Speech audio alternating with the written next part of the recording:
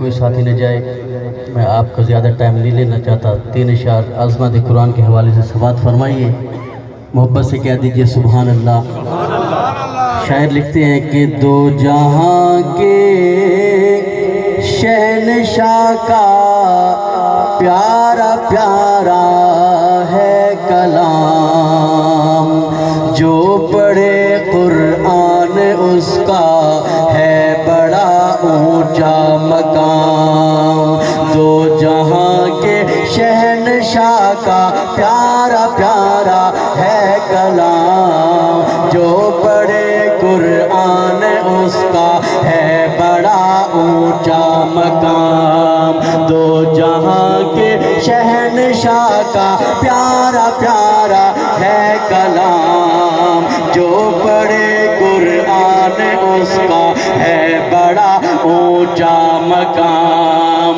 ہے سمندر اس کے اندر آب رحمت بے بہا، ہے سمندر اس کے اندر آب رحمت بے بہا، اس میں ہے نایاب گوہر جا بجا بے انتہا، کر نظر ہر ورق پر موتی چمکتے ہیں تمام، جو پڑھے قرآن اس کا ہے بڑا اونچا مقام۔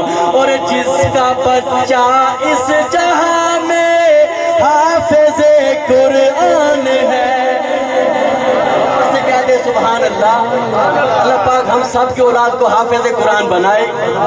جس کا بچہ اس جہاں میں حافظ قرآن ہے، حافظ قرآن کا ماں باپ عالی شان ہے، ان کی خاطر ہو رہا ہے شہنشاہی التزام، جو پڑھے قرآن اس کا ہے بڑا اونچا مقام۔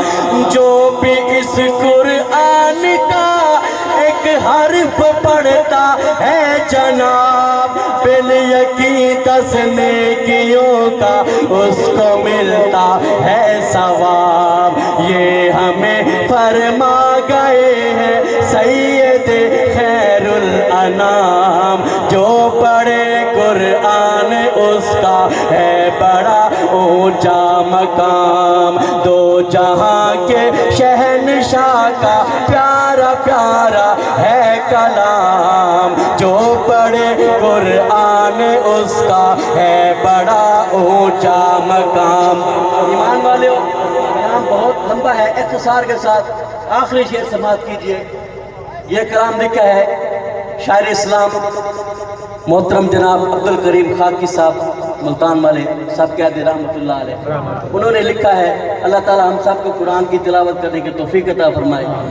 خاکی صاحب لکھتے ہیں کہ تو بھی کر خاکی تلاوت روز اس قرآن کی، ہاں تو بھی کر خاکی تلاوت روز اس قرآن کی، ہوگی جنت میں زیارت پھر تجھے رحمان کی، ہوگی جنت میں زیارت پھر تجھے رحمان کے، مالک ارض و سما کے سامنے ہوگا قیام، جو پڑھے قرآن اس کا ہے بڑا اونچا مقام۔